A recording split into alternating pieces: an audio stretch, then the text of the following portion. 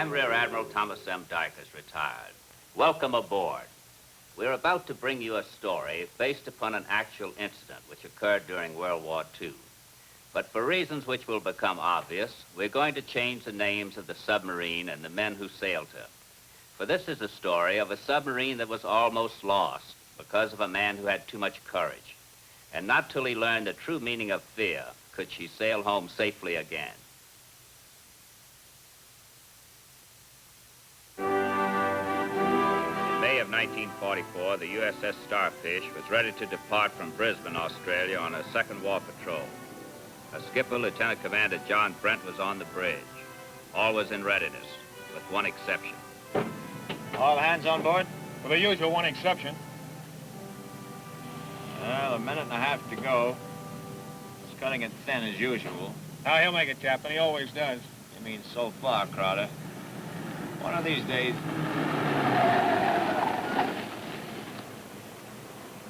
Well, see, I told you, Captain. That's his girl's car. A real nice place, this Brisbane. I must say it's been very hospitable. Thank you kindly, sir, she said. We always try to please our allies in times of stress. Yeah, come to think of it, you might have done just that, honey. Steve, come back. Honey, I'm going to do just that. Steve.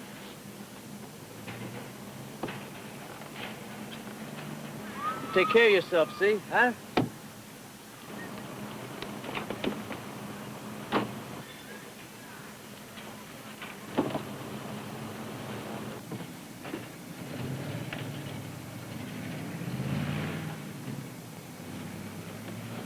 Just made it, Rand. Yes, sir. Right on time, sir.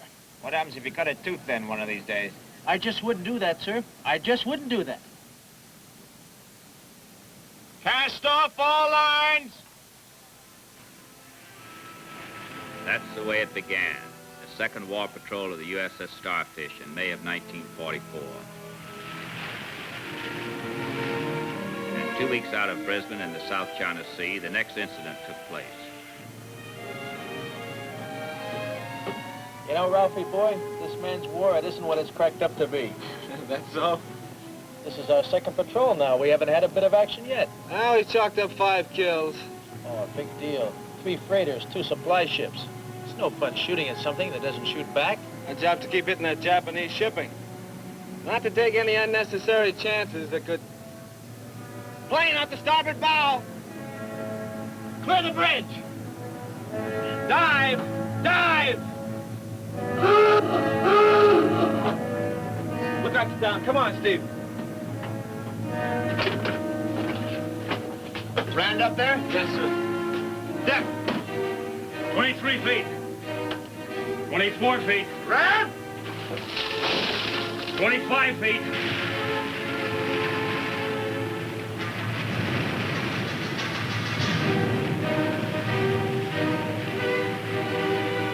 26 feet.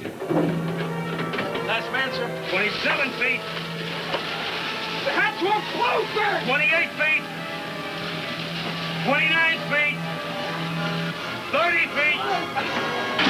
That's secured, sir. What in places were you waiting for? I just wanted to make sure we weren't diving away from a bird, sir, instead of an airplane. I didn't figure it was worth taking the chance to find out. You were right. Cutting it thin again, Rand. What would happen if that hatch had hung up a few seconds longer? Take it down to 200 feet and level off. Aye, aye, sir. They never did know whether Martin had sighted an enemy plane or a bird, but for the next 2 days they continued their patrol without incident. Then on the 3rd day, events took a radical turn.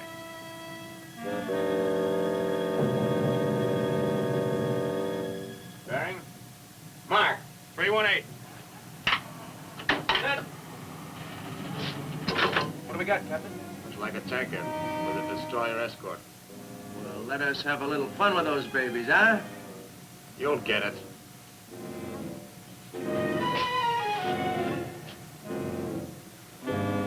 Silently, determinedly, the Starfish moved in on her target.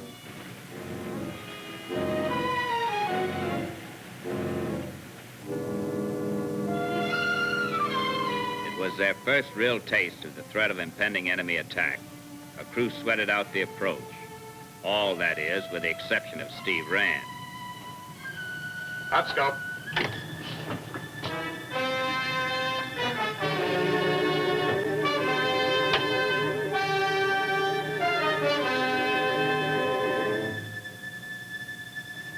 Fire!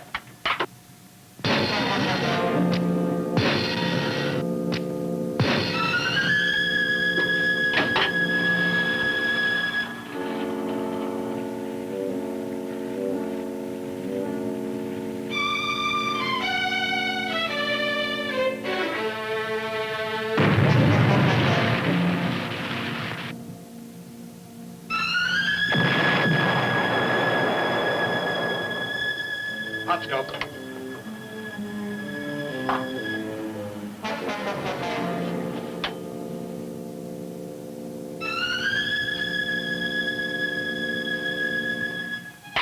Left full rudder, all ahead flank. Take her down emergency, brake for depth charge. I'd sure like to get a shot at him. Pipe down, Steve. I just hate to go deep without taking a crack at him, that's all. Turn on your speaker.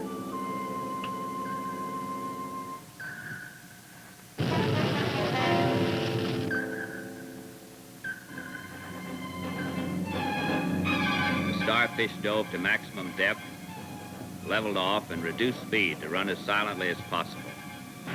The enemy was determined and tenacious. The depth charge pattern efficient, deadly, and prolonged.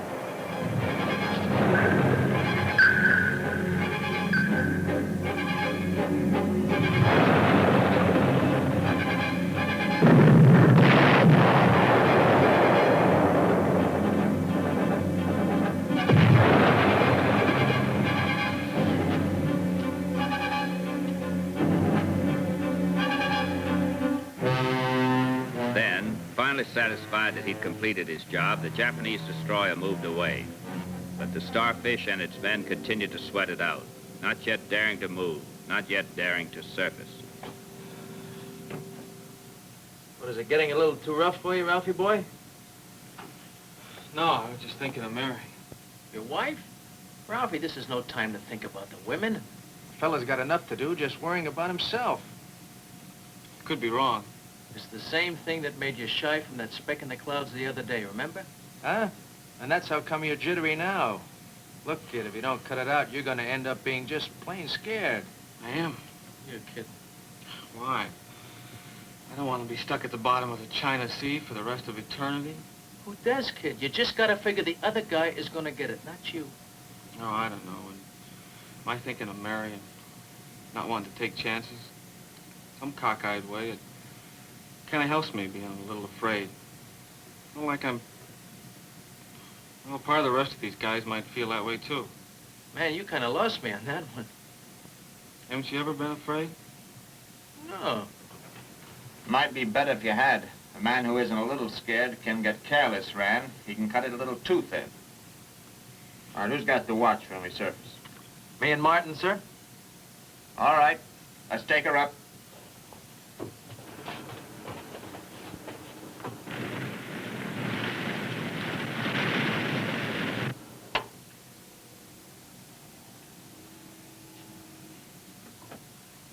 Surface!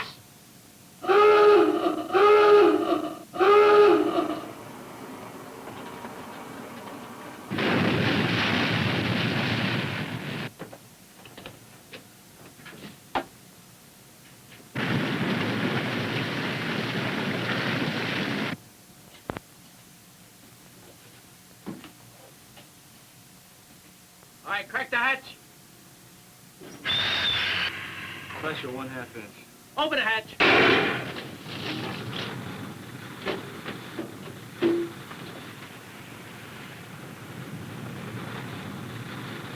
Look out to the bridge!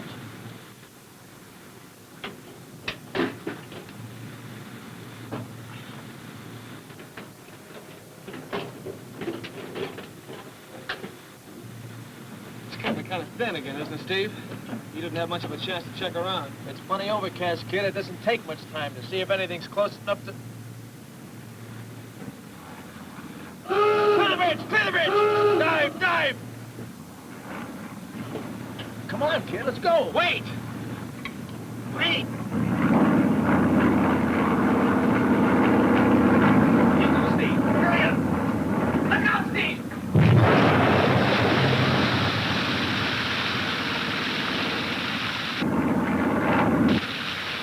Come on, Ralphie, boy, we only got a few seconds. Ralphie! Hey, Martin, turn, give me a hand!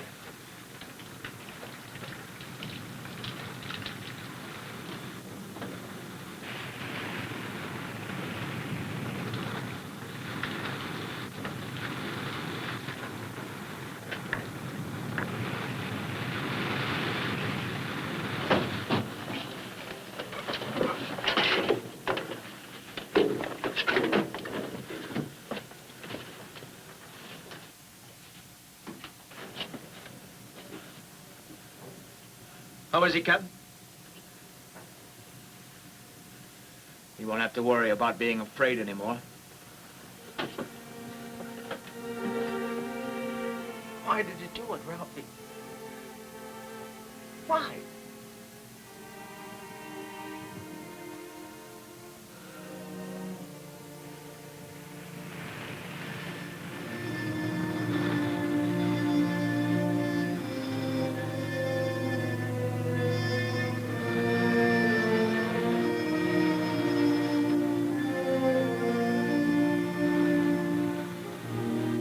Why, Ralphie, boy?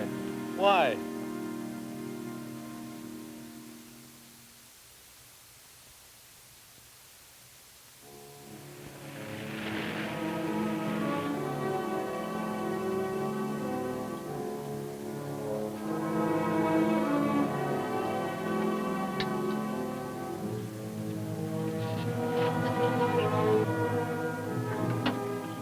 Look like you got something on your mind, Steve.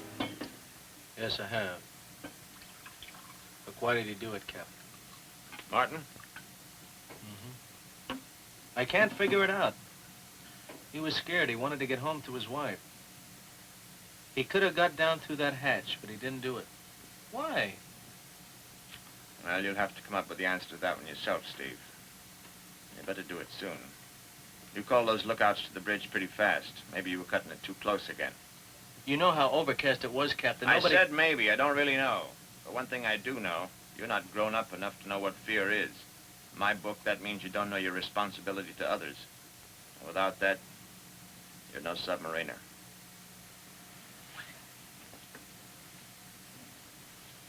Sorry, Steve, but I'm going to recommend your transfer out of submarines before the next patrol.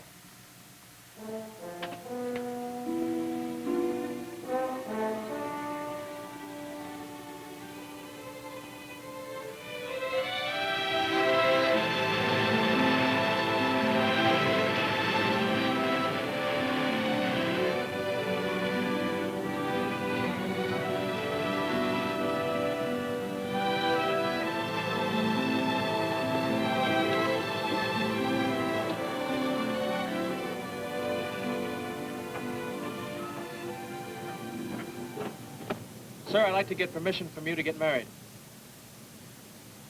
All right. Good luck to you. Thank you, sir. I'd also like to ask another favor of you, if you don't mind. What's that? Well, I'd like to be the first man from the Starfish to talk with Ralph Martin's widow, sir. They lived right here in Brisbane. Permission granted. Thank you, sir.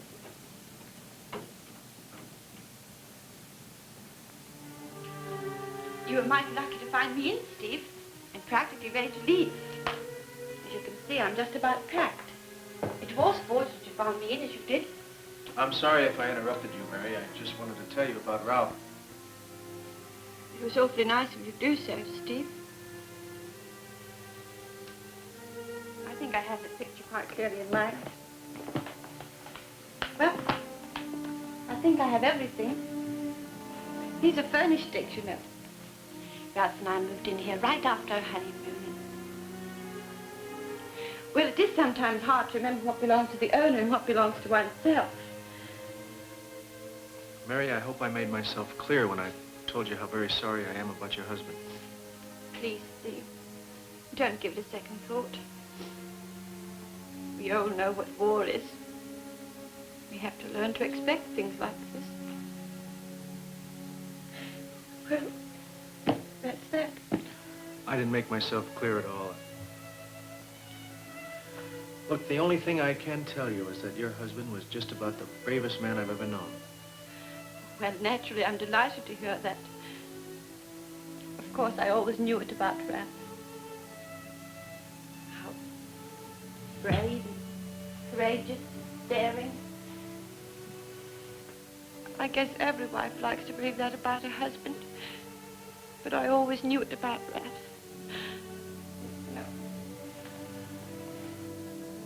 No, he wasn't brave, Steve. He was just a man. I remember how frightened I was the night before he sailed. Until he took me in his arms and told me how frightened he was, too. Mary, he was just... And the two of us like a couple of scared kids. But you know something, Steve? We found strength and courage out of knowing that we were both afraid. And still could do what had to be done.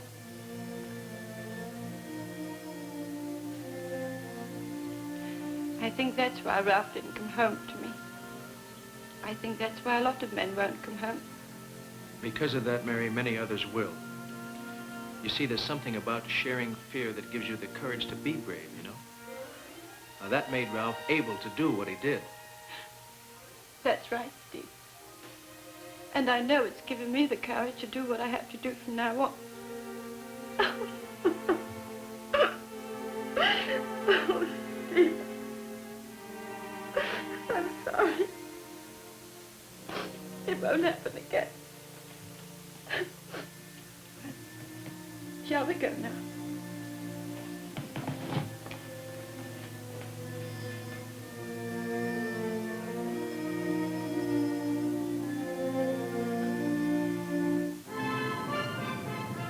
In August of 1944, the USS Starfish made ready to shove off on a third war patrol.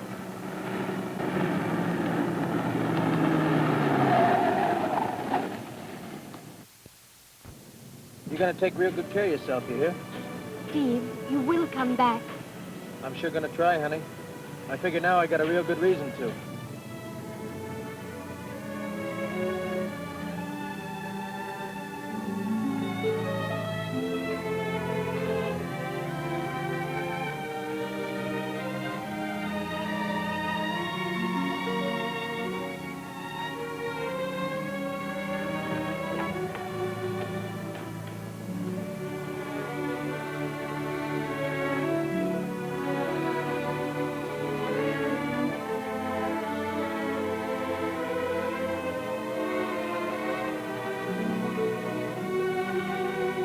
Sorry your recommendation for my transfer didn't go through in time, Captain. I didn't make it. What? Did some thinking about you. Talked to a couple of women. Women? Your wife, Martin's widow. Captain, I don't... Let's put it this way. Welcome aboard, Steve.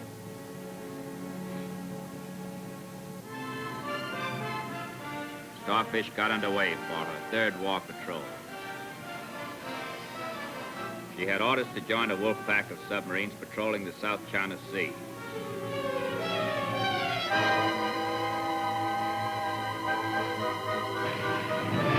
Wolf pack wreaked havoc with Japan's supply and communication lines.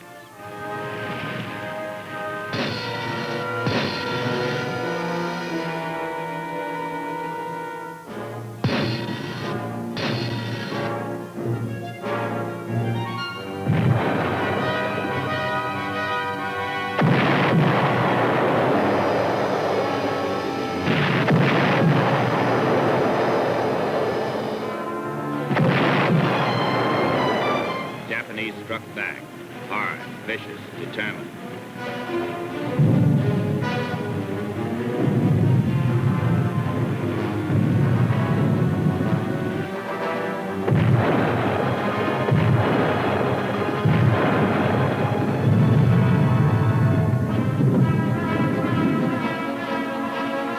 Once again, the Starfish took refuge on the bottom of the sea until the fury above passed over. All right, men, we're going to have to disturb this little rest of yours. The batteries are getting low. Let's take her up. I've got the watch when we surface, Captain. Very well, Steve.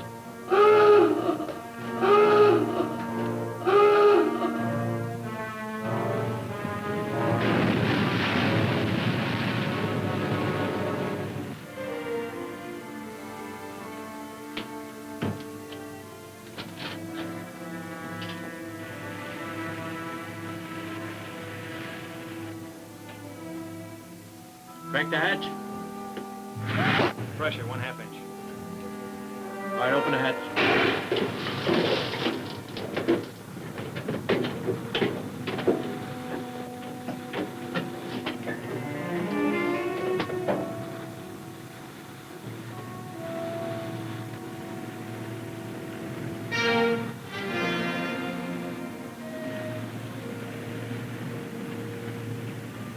Look out for the bridge.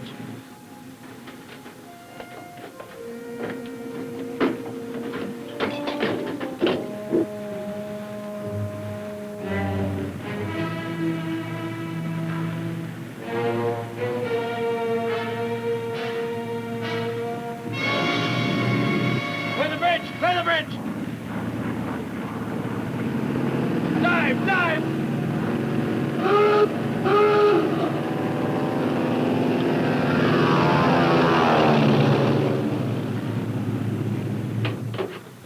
23 feet.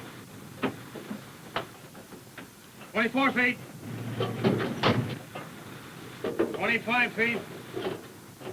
26 feet. You want shut, Captain? All back. Emergency. All right. Wait. God is done, sir. I got it, Captain.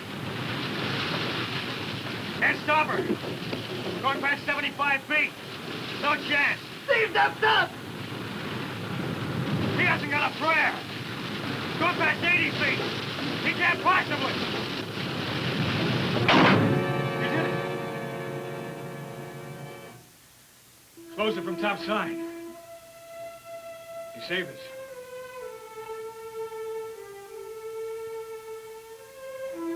I'm past 90 feet. She'll hold soon. What about?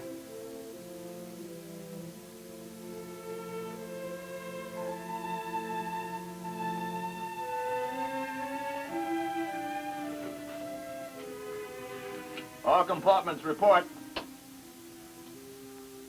Pump room's flooded to the overhead. All other compartments secure. 190 feet, sir. We're leveling off. All ahead, 1/3. Pumps, motors, panels, electrical gear all flooded out. The Starfish is still sound. We can hand operator safely back to Brisbane. There's one thing I know. What Steve did for Martin's widow, I guess now I can do for Steve's.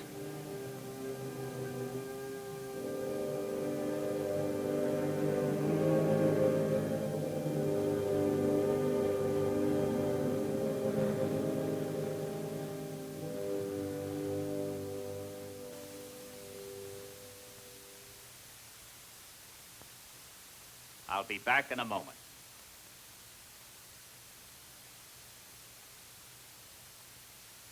And there you have it, the story of the USS Starfish and the man who enabled her to come home because he had finally learned the meaning of fear and the responsibility a man has to his shipmates. The Navy Cross was awarded posthumously to the widow of the man we've called Lieutenant Steve Rand.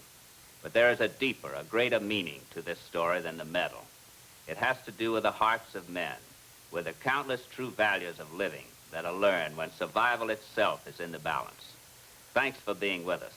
I hope you will join us again when we bring you another authentic story about the silent service. Take her down and off goodbye through the deep blue underneath the ocean. We'll control the ocean wide from down, down underneath the sea. Take control.